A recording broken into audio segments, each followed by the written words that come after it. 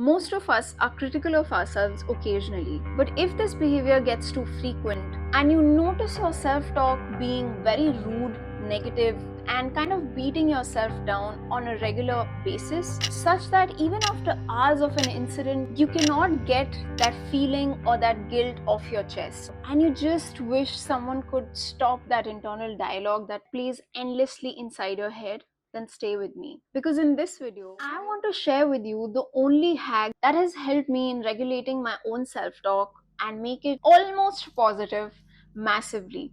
What is self-talk? It's very different from recalling facts or memories or just a mental imagery inside your head. In fact, psychologists define self-talk as verbalized thoughts directed towards yourself or any aspect of your life. A very common example would be your alarm waking you up in the morning and a voice inside your head, why did you put that alarm so early? And what you need to understand about self-talk is not all self-talk is negative, and it does solve some purpose in our life. To give you a very basic example, just as chatting with your friend reduces stress or anxiety, the same way speaking to yourself directly can help you regulate complex emotions. In fact, one study about tennis players found that incorporating instructional self-talk into their regular practice sessions increase their concentration and accuracy. And that tells us that the act of directly speaking to yourself can help us in many crucial moments of our lives, like contextualizing,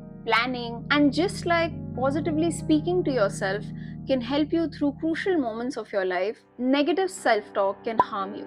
So how does self-talk exactly impact you? So a couple of things happened. I cultivated limiting beliefs about myself because I was hearing someone continuously say in my ear, you are slow, you are a loser, you are underconfident, you will give up in some time. And I don't even remember when I started believing it myself. The next important sign was I procrastinated on purpose. Any chance I got, I used to distract myself from work or anything that I myself put on my to-do list. You see, when you start believing that you're destined to fail, you don't even want to start. I built a habit of doubting all my decisions. And lastly, I think I lost trust in myself. This can particularly become toxic because you're the one who's doing this to your own self. I think I've lived with anxiety and emotional burnout in the past, not exactly realizing what was happening to me because of lack of awareness. But there were always signs that were not very normal to me and my personality,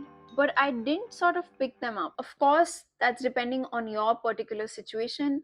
But if you think that you've not been feeling yourself for an extended period of time, then I'd still encourage you to seek professional help. And I'll mention some free resources that I have myself used in the past and that you can check out at zero cost in the descriptions below. So the good news is self-talk, by nature of it, it's something that you can regulate on your own. I want to share with you the only hack that will make this vague concept of self-compassion very actionable. And this is by far the simplest exercise in self-compassion that I have come across. In fact, I heard Peter Attia, who is a doctor himself, speaks on the topic of longevity and well-being, that this is the biggest proof of neuroplasticity. He says in that podcast that whenever he felt like that rage or annoyance coming inside of his body, whenever he failed at something throughout the day, he used to send these memos to his therapist for straight 1 or 2 months, and within that time that voice sort of faded. So what you need to do to apply this hack is, whenever you feel that internal dialogue which is rude and mean to you, I want you to take out your phone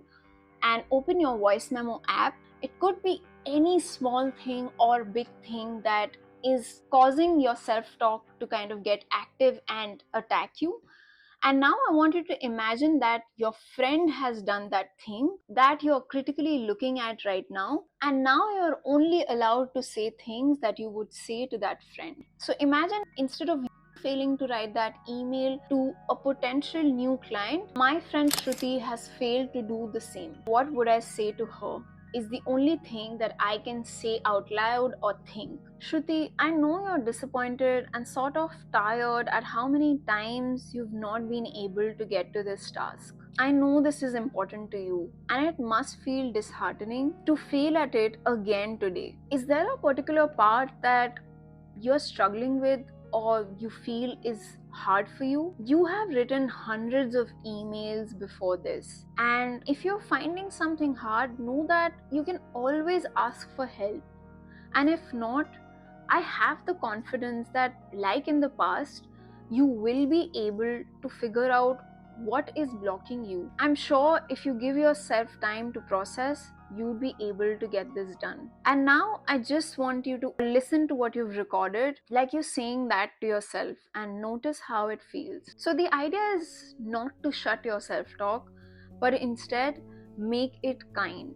And he also mentions that it's not like you will stop getting angry at yourself or stop criticizing yourself, because like we learned, positive self-talk or self-talk in itself is a very important form of regulating your own emotions and behaviors. You do need your own empathy and your direction or internal compass to kind of wake you up and stay on the task. It's just that when you make it a point to be compassionate and kind to your own self, wherever you are at, even if you're failing, the part of you that is scared and is basically trying to protect you by being angry with you, it doesn't feels the need anymore to kind of bully you like that into action. Because now over time, the self-trust and self-belief has become stronger than the negative voice in your head. And believe you me, there will be 100 reasons and 100 variables out there that will not let you win, that will come in your way. So many people who will try to tear you down, but let it not be you yourself. Only say things and hear things that you genuinely want to believe about yourself. And if you stick to the one hack that you've learned today of talking to yourself whenever you do, like you would talk to your friend, then slowly, without much notice, your brain will start trusting you again. If you've liked this video, share it with anybody you feel like who needs to hear this and who beats themselves down a lot, in spite of the beautiful or compassionate and kind human being they are to everybody else in their life. Please share this with them and subscribe to the channel if you like this kind of content, because I'll be back with another one next week. Be kind to yourself and I'll see you in the next one.